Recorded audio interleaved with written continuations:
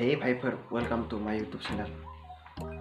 तो नोंथांमोना दिनैसिम गोबां एप्सनि मुं खोनाबाय जानो हागौ, जेरैबायदि WhatsApp, Facebook, Twitter, Instagram। तो गोबां माबा-माबि जेनेबा गेमनि खेत्रआवबो PUBG, फ्री फायार बा जिखुनु गोबां एप्सनि मुं खोनाबाय। तो दिनै जों बेफोरबायदि WhatsApp, Facebookनि बाथ्रा रायलाया। बेफोरलाय मा सरासनस्रा गासैनि आखायावबो WhatsApp दङ, गासैनि आखायावबो दिनै गासैबो Facebook सालायगासिनो दङ। तो जों बेफोरनि बागै दिनै रायज्लाया। तो दिनै जों एसे आलदा एप्सनि सोमोन्दै रायज्लायनि। तो बे एप्सआलाय मा बा बे एप्सआ जोंखौ माबोरै जोंनि जिउआव खामानि होगोन बा जोंखौ मा मुलाम्फा लाबोगोन, तो बेखौनो मिथिनो थाखाय दिनैनि गुबै भिडिअसिम जों आगान सुरनि। तो खुलुमबाय, आंनि मुङा सुसिल कसारी। तो बे एप्सनि मुङानो जाबाय आरोग्य। तो बे एप्सआ माबायदि खामानि मावो बा नोंथाङा माबायदि इनस्टल खालामनानै माबायदि बाहायनो हागोन बे एप्सखौ, आं बेखौ बरानो स्क्रिन रेकर्ड खालामनानै देखायगोन। तो बिनि सिगाङावनो मिथिग्रोना लानो दे बे एप्सआ जोंनि जिउआव मा जोंनि जिउआव थांना थानो थाखाय बा जोंनि सरासनस्रा सोलिबाय थानो थाखाय मा मुलाम्फा खालामगोन। तो बे एप्सआ नोंथाङा बेखौ प्ले स्ट'राव थांनानै इनस्टल खालामना लानांगोन। तो आं गासैबो नैबे भिडिअनि स्क्रिन रेकर्ड देखायगोन। तो बिनि उनाव मुलाम्फा हिसाबै बुंनो थाङोब्ला जोङो बे एप्सआ टाउन एरियानि जेनेबा दिनै गुवाहाटियाव थायोबा सोरबा दिल्लीयाव सुबुं माहारिफोरा जायो न'खर संसार सालायगासिनो दङ, बिथांमोननि थाखाय बांसिन इम्परटेन्ट बा दिनै गोनांथि। तो बिथांमोना नैबे एप्सखौ इनस्टल खालामना लानानै गावनि जिउआव दावगालांनो हायोबा बे कर'ना भाइरास बेरामनिफ्राय तो गावखौनो रैखाथि लाना थानो हागोन। तो जों सानफेराखैमोन दे दिनै कर'ना भाइरासनि सायाव मोनसे एप्स ओंखारगोन। तो आंनि साननाय दे मोनसे, तो आंनि मोनसे साननाय।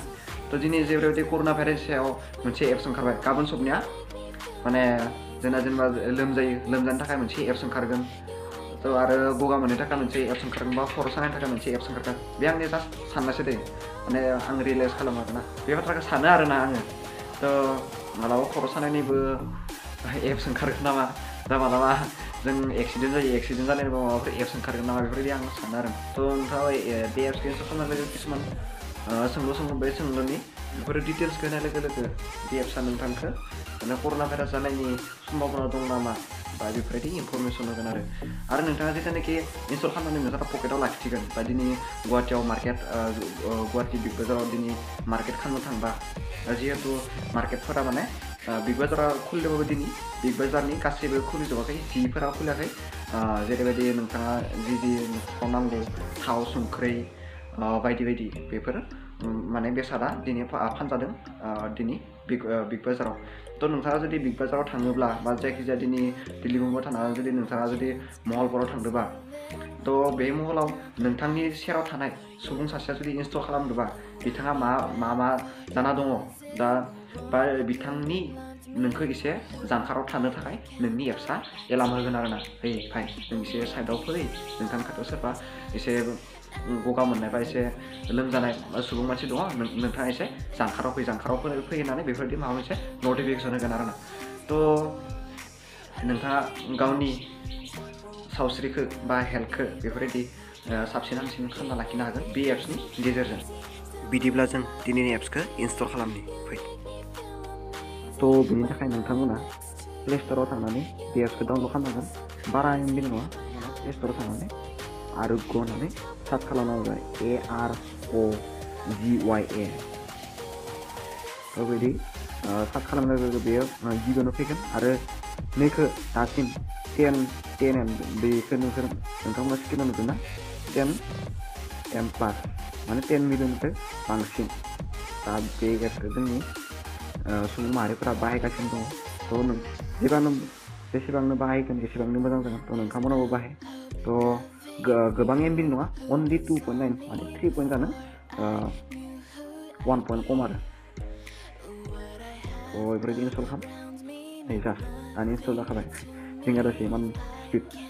तो नै इनस्टल जागासिनो। तो नै बेनिफ्राय एप्सआव थांदो। तो नैबे एप्सआ गोबां माने सोंथि सोंगोन नोंथांखौ, माने नोंथाङा लोमजादोंना गगा मोनदोंना बेफोरबायदि जायखिजाया बेरामनि सोंलु सोंगोन। थ' गिबियावनो जोङो लेंगुवेजखौ जोङो इंलिसखौनो सेलेक्ट खालामनोसै इंलिसाव सेलेक्ट खालामनानै नेक्स्ट थुना होगोन बेफोरबायदि नेक्स्ट खालामबाय था बिनि उनाव रेजिस्टार नाव नोंथाङा बेयाव मोनसे फन नाम्बार होनांगोन आरो एग्रि खालामनाय एलाव खालाम थ' बिनि उनाव नोंथांनि फन नाम्बारखौ बिगोन आंनि नाम्बारखौ होनोसै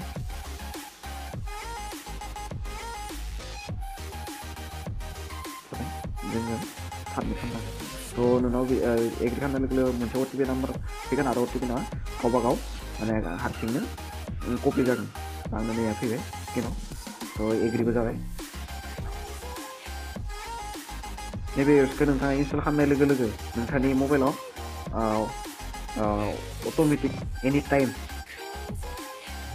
ब्लुटुथ आरो लकेसन चेक खालामनो थाखाय नोंथाङा मेलाव सोंदों मेल नाथिगोन नोंथाङा मेल बानाय आङो जिहेतु हौवासा मेल माबाय थ' नोंथांनि फुल नेमखौ सोंदों नोंथाङा नेमखौ लिरनानै मा टाइटेल लिरो बर' कसारि राभा गार' थ' बेनि उनाव जों नेक्स्ट खालामबाय एस नोंथांनि बैसोखौ सोंदों आंना मथा मथि 20 जाबाय